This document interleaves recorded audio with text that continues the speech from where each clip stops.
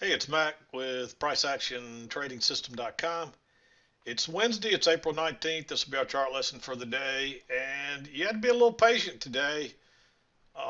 Early on, you just had to be, there really wasn't much going on.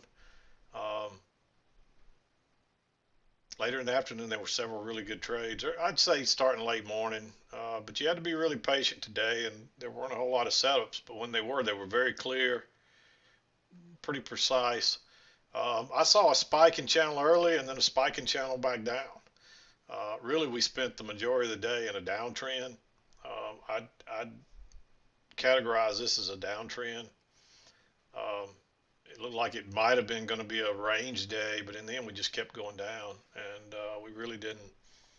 We bounced just a little bit right before the close, a couple of points. So I wouldn't really even cause that a bounce. It's just a pull back to the trend line, really. So yeah, not the best day, but certainly not the worst day. Fairly easy day. You could have looked at this a couple different ways. There's a trend line. If you use the first couple swings, really, um, so there's a shorter term one in here, but it's also a spike in channel. We got a clear reversal on the shorter term channel. You see we had a break, a new high, really two legs up to a new high. On the spike in channel, we never really got a reversal pattern. We just tried to go higher a few times and failed and then sold off. So um, it's you can still see these first couple of swings. We come back and we confirm it right here. It fits on the high side. So if you didn't see that, it's no big deal. The only thing it might have helped you is on this trade right here. Uh, and we'll talk about that in just a second. But let's back out just a little more and talk about the trades and wrap it up for today. But notice we're working up. The first opportunity really to enter doesn't come until right here. There was a setup here, but you don't want to be going long really right into those highs, even though it is off the trend line. I forget which one of these bars was forming when I got started. I think we were right in here. Yeah, you can see by 7 o'clock, this is the first move up, and you really just don't get a chance to enter until it comes back here. And then you're taking a first entry. It is the first break, and there is a double bottom. Let me get that back off there. There is a double bottom there. Um, you could really look at this like a failed second entry short, and that's a really bullish bar right there. You can't use this is your original. That looks like it's going to be the signal bar, but you get the same low here, and this one closes on its high. So you might consider that one. It's not the greatest setup. It's a first entry, but it is there is a higher double bottom here. You got a double bottom and then a higher one, and this one does come off the EMA. It's the first break after been moving up really all the entire overnight. So we're probably going to get a retest of the high, maybe even two legs up. But notice what happens. We push up, we make a new high, we pull back, we get a first entry, we pull back, we get a second entry. And you definitely don't want to take the second entry because by the time it forms, we're just going sideways. We've already had a break and a new high. So you just want to sit tight. And when you get that failed second entry long, I like going short there. Um, and you can see it's turned out to be a pretty nice trade, but you needed to have this line drawn here because a lot of times you'll get a spike in channel like that, and that's kind of what it's looking like, especially if you drew it off these top two and drug it down, then it fits perfect.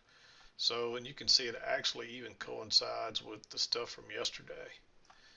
So it fits perfectly, and so you want to be aware of that, and if you saw that, you might consider going long there, especially with it being a double bottom, and it actually is this is a one test, two test of this area, but it confirms this trend line. Um, so you might consider that. Again, it's not a very good signal bar. If you even had a good signal bar here, I would say you'd probably take that trade. But with that signal bar, I'm not crazy about it. Um, so it's a pretty aggressive trade. I'd probably skip it. And so then you pull up, and now you got two legs up to a new high, but you also looks like we have a spike in channel going on here. So you got to be careful about going short. But notice what happens. We don't quite get back to the upper trend channel. So that means we're probably going to get a break. You're either going to come up short an equal amount or you're going to overshoot it an equal amount. So that should help keep you out of this trade, especially if you draw that short-term channel working down. And when it failed to go higher, I like that just for a quick scalp. It really turned out to be almost the high of the day, but you're just really looking at that as a scalp. It does come back and test it again, um, but I'm really not crazy about entering again. You could, that's so bearish, you really could. Um, but you don't have a lot of room there. You really didn't have a lot of room here either. But this is a reversal pattern, a failed second entry long. There's a lot of reasons to like that one. When it didn't go any further than it did, you know, I'm figuring it's probably going to reverse now. But this is the first break of this shorter term channel. So we may push for a new low. I'm going to make that one green. I don't think it's a good enough setup to make it red. But there's some reasons to consider that trade. So um, we do move down to make a new low, and then we reverse. You do get what looks like a reversal pattern here, but notice it's right back into that double top. And if you'd have went long there, you'd have got burned. And when it broke higher here and failed and turned and went out the other side, I like going short there because this is probably your first leg, and you may get a second leg. And if you measure this first leg, and you're looking for a second leg, you see we got almost a perfect measured move before it bounced to here, and then it bounced again. And I mean, that's almost a perfect measured move, and that would have been my target, first target. But then we bounce, and I would have drawn this line right here. And originally I had it up here, like so. But when we turned down there, I drug it down just in case. And it turns out this turns out to be a spike and challenge. You can see that held all day long. And that's just a copy of this lower line.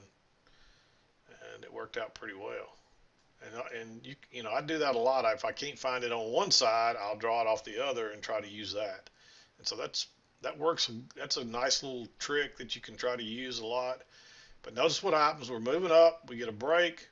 We push for a new high. Notice it doesn't break there. I was thinking maybe going short right there, but it never broke lower, and then it actually goes sideways and then breaks lower. But notice when you start to get those stacking up, you better wait. And by waiting, you get a failed second entry long. You get that one little tick trap that broke higher and turns down. Nice bearish bar. That's a great place to enter. And then, of course, I would measure this leg and look for a possible measured leg. But you pretty much have once it starts going lower, you pretty much have your channel parameters by that time. So you figure it's probably going to bounce off this line, which it does. It moves back. You get your break, and you just get a perfect repeat pattern of this. That's as good as it gets on a repeat pattern. So I like going short right there again. You might have even considered going short here but you really only have 2 touches of that trend line, so you really don't have it confirmed yet. I felt pretty confident about it by that time, but you still need to play it safe. So you might have considered entering right there. I'll make it'd have to be a green one. I won't make it red because you don't have a new high in place. You really don't have that trend line confirmed. That's really just the second touch of it. There's lots of reasons to be a little bit concerned about entering too soon. It is a second entry short. It is a small bar. It's more bullish than neutral, but it's almost kind of a neutral bar. This is the real setup. And if you did enter here, I wouldn't have any problem adding on right there. And off it goes.